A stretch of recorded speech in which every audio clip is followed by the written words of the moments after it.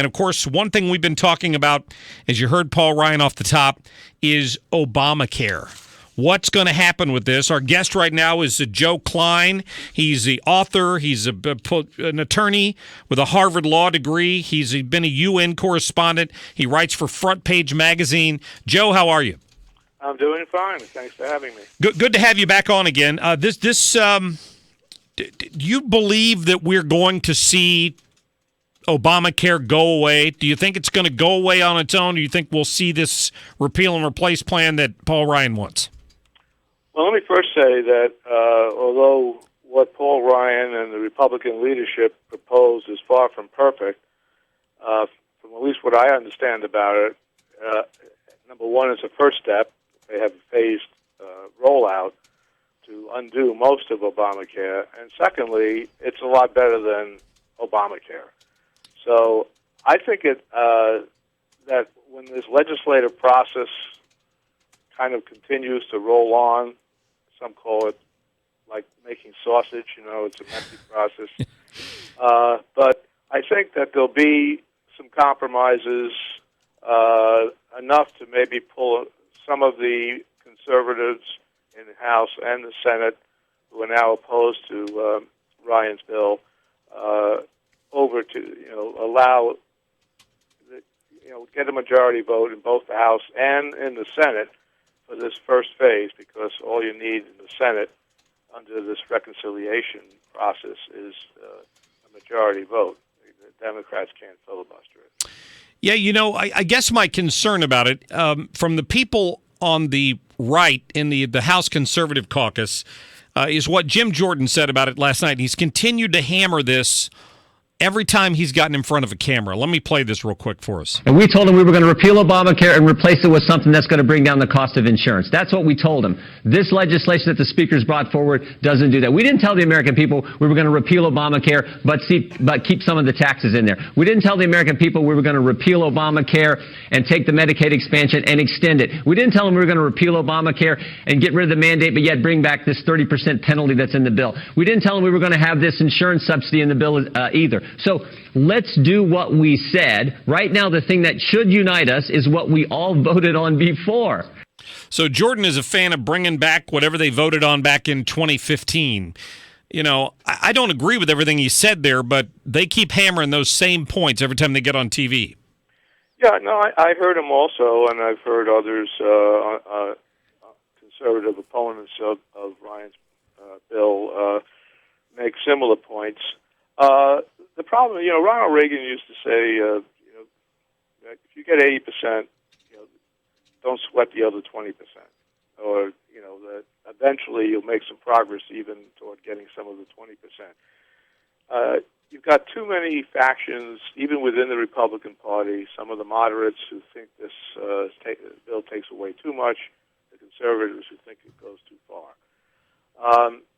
I just see it overall as an evolution in the direction of moving more and more authority to the states, and that includes the eventual capping of on Medicaid, moving toward block grants, moving toward freezing new expanded enrollments after, I think it's now 2018 or 2020, but allowing a transition so people aren't just thrown off their plans immediately.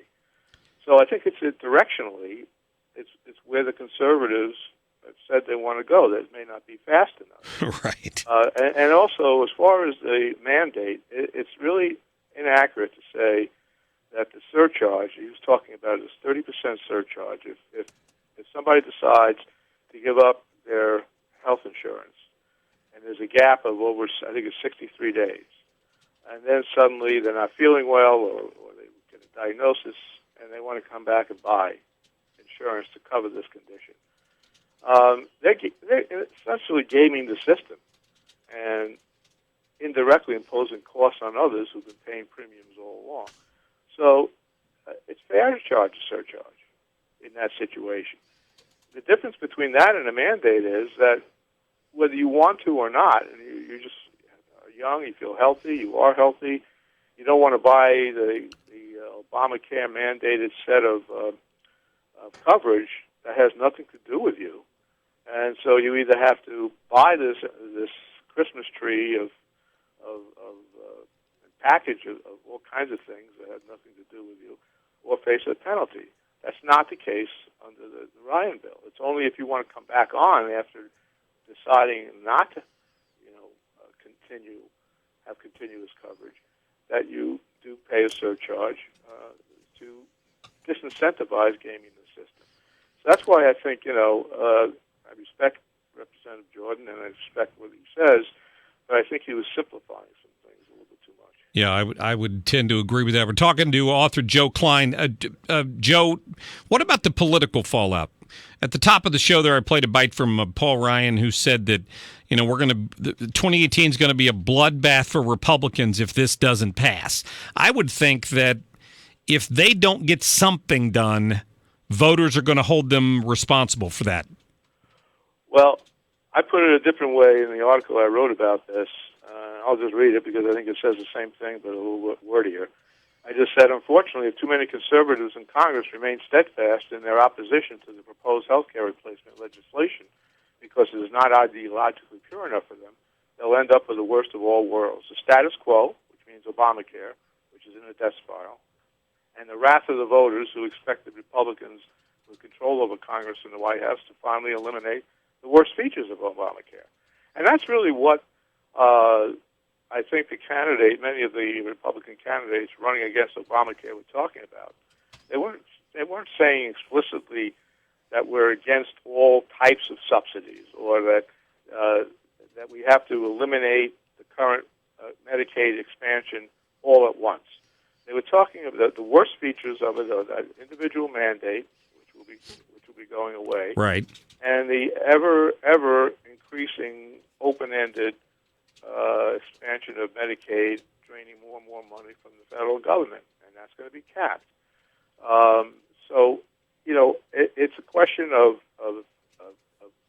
giving time to the process and keeping your eye on the core essential elements. Another one of which, and I think is probably the most important, that there's going to be, if this works, a whole variety of policies that somebody can buy, including a young person who may just want to buy catastrophic insurance, right, and not have to pay for gynecological care or free contraceptives or sobriety counseling and things that person really doesn't need or want. Yeah, Congressman John Shimkus, I had him on the program Friday, and he's just been he's been taking all kinds of grief for pointing out something similar, except he used the example of prenatal care. And boy, he got the left fired up over that. They called here and requested a copy of our interview for Friday because nobody could get him on the phone to clarify it. But the bottom line is people will have choice under this, which I think is long overdue, and it gets rid of that mandate. Now, one of the things that Jordan's been talking about, and these other the conservatives caucus members who are dead set against it, is that it gets rid of most but not all of the taxes of Obamacare. Correct me if I'm wrong, but I think the only one it doesn't get rid of is the Cadillac tax, and it pushes that down the road 5 years. I think you're right, and that's subject to being rescinded within the next 5 years. That's what I was saying before. It's almost like, and I hate to say this, but it's like some of the conservative opponents want instant gratification. They want to see Obamacare completely blown up in all of its respects and throwing out the baby with the bathwater instead of allowing a transition and maybe having possibly one tax, which is deferred for several years and which could be eliminated down the road. But maybe that's something that those people who are concerned about ballooning deficits want to have some protection against this imposing even more of a deficit without any revenue coming in. And we're going to get the scoring from the CBO, the Congressional Budget Office, which is probably going to be quite negative. It's probably going to say that millions of people will lose their coverage, and it's going to be costly and everything. But what it's not, I don't think, going to be looking at is a variety of policies that can be offered in the marketplace so that people now who have to enroll and buy all of these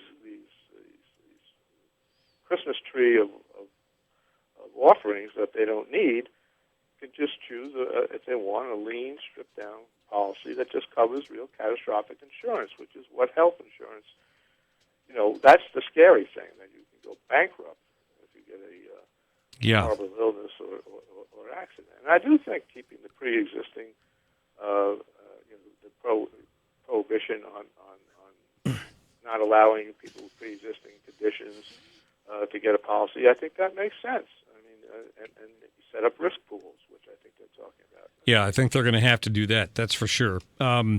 Joseph Klein, thanks for your time. I'll direct people to frontpagemag.com, where you can read more of Joseph's articles on this and many other important topics. I appreciate your time, sir. Thank you. Have a great day. Thank you. Always good to get Joe on there and get his thoughts on that issue. He and I disagree a little bit on that pre-existing condition issue. You've heard me talk about that before. I think there have to be some limits on it, quite frankly, depending on how long you've chosen to be without insurance, or whether you just change jobs and suddenly find yourself without insurance. There's got to be something they look at to limit that, or they've got to get the money out of a high-risk pool and not just tax everybody else for the fact that this certain group of people are going to have extraordinarily high health care costs. One of the things they've got to look at. All right, still ahead, we're going to get to our interview with Cheryl Atkinson, formerly of CBS News and now sort of an independent investigative journalist. And she's got some eye-opening things to tell you about how her personal interaction with government and basically being hacked. And parts of her story will scare you. I will promise you that. Plus, the latest on Casey Cordes' bid to be the independent in this race for mayor in the city of St. Louis. 314-969-9797. Only ways, but somehow we keep it together. You hear me talk, but you don't hear what I say. The Mark Cox Show on FM News Talk 97.1, 98.7, AM 1490, and 97.1talk.com. Won't you see things my way? Dependable weather